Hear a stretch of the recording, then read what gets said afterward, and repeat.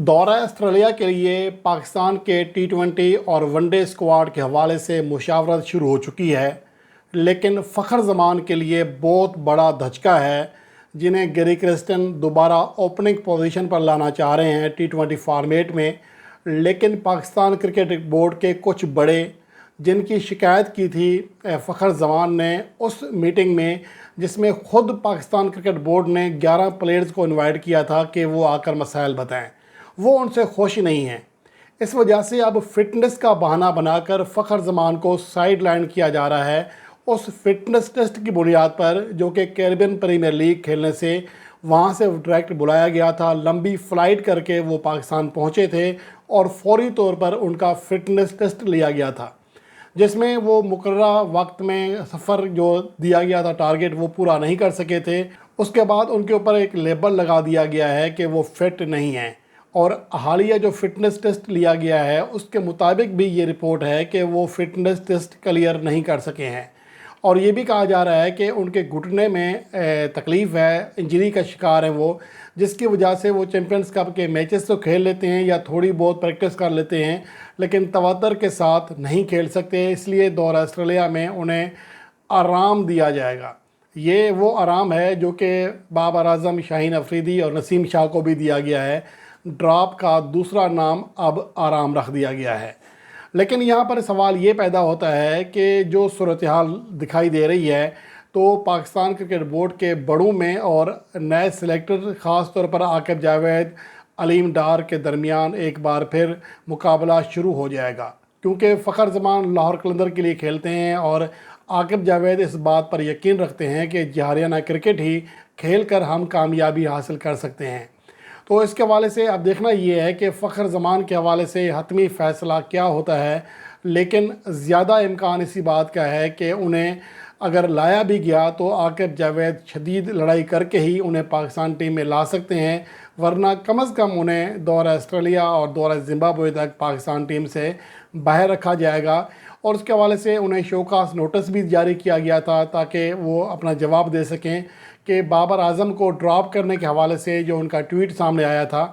लेकिन इसके हवाले से फ़खर ज़मान के ज़राए ने बताया है कि इसका जवाब वो तैयार कर चुके हैं, क्योंकि उन्होंने जब ये ट्वीट किया था तो बाबर आज़म को पाकिस्तान टीम से अभी ड्रॉप ही नहीं किया गया था। उन्होंने जस्ट एक कंपैरिजन दिया था कि जब विराट कोहली का बुरा दौर चल रहा था, 4 साल तक उनकी परफॉर्मेंस ख़राब थी, 20 के नीचे एवरेज थी, कोई सेंचुरी नहीं कर सके थे, तभी भी उन्हें उनके मीडिया ने, उनके साबिक प्लेयर्स ने, उनके बोर्ड ने उन्हें सपोर्ट किया था। लेकिन बाबर आज़म को सपोर्ट नहीं किया जा रहा। तो ये उस टाइम कहा था जब अभी बाबर आज़म पाकिस्तान की टेस्ट टीम से ड्रॉप नहीं हुए थे। तो ये ट्वीट सामने आने के बाद टाइमिंग देखे बगैर बहुत ज़्यादा कियास आराइयाँ की गई मीडिया पर, जिसका जवाब अब फ़खर ज़मान देने जा रहे हैं। लेकिन इस जवाब के बाद भी शायद उनकी जान नहीं छूटेगी, क्योंकि पाकिस्तान क्रिकेट बोर्ड के चंद बड़े उनसे सख्त नाराज़ हैं। अब आते हैं, दूसरा फ़ैसला ये है कि बाबर आज़म को और मोहम्मद रिजवान, शाहीन अफरीदी ये दौरा ऑस्ट्रेलिया के लिए पाकिस्तान टीम में शामिल होंगे, लेकिन दौरा ज़िम्बाब्वे के लिए तमाम टॉप प्लेयर्स को आराम देने का फ़ैसला किया जा रहा है।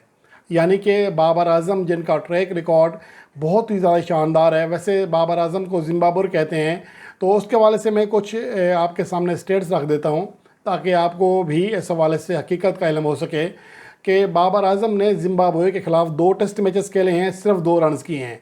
एक ही टीम है जिसके ख़िलाफ़ वो कोई 50+ रन्स नहीं कर सके, लेकिन ज़िम्बाब्वे उन्हें कहा जाता है। अलबत्ता वनडे में उनका ट्रैक रिकॉर्ड इंतहाई शानदार है।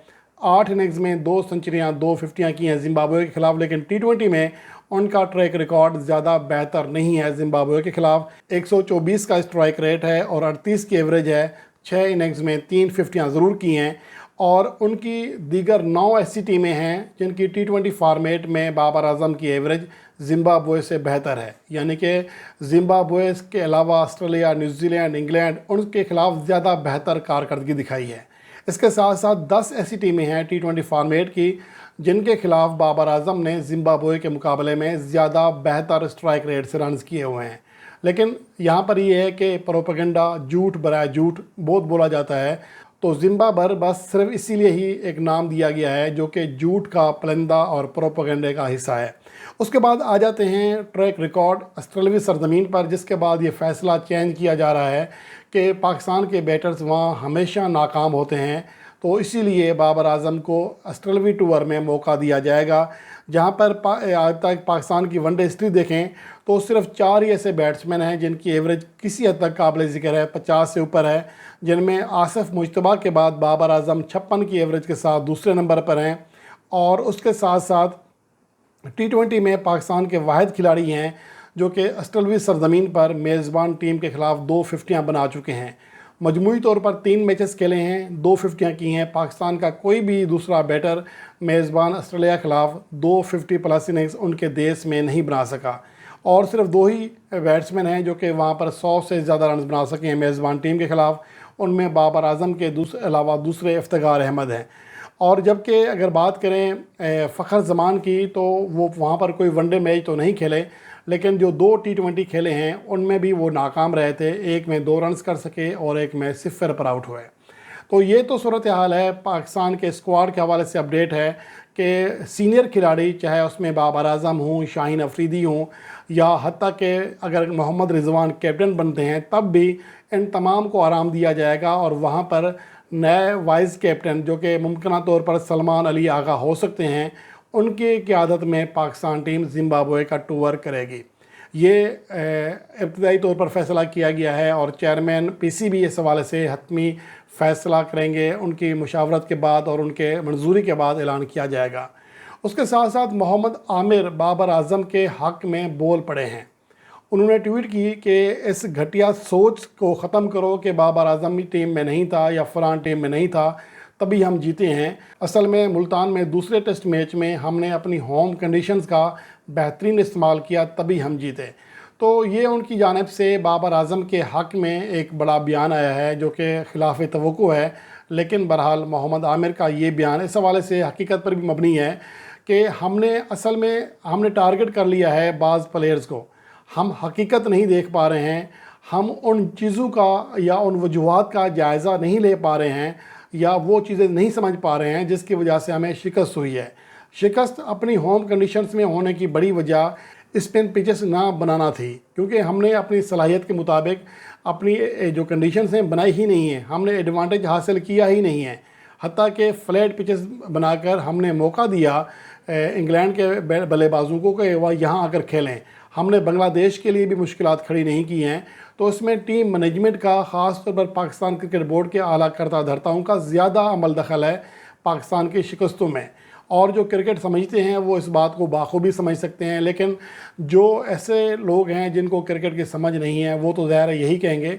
लेकिन मुझे लगता है कि इस हवाले से पाकिस्तान क्रिकेट बोर्ड के आला हुकाम भी समझ रहे हैं कि दर हकीकत गलती कहाँ हुई है। इसलिए मुमकिन तौर पर अज़हर महमूद की जल्द ही पाकिस्तान टीम के कोचिंग स्टाफ से छुट्टी भी मुतवक्के है।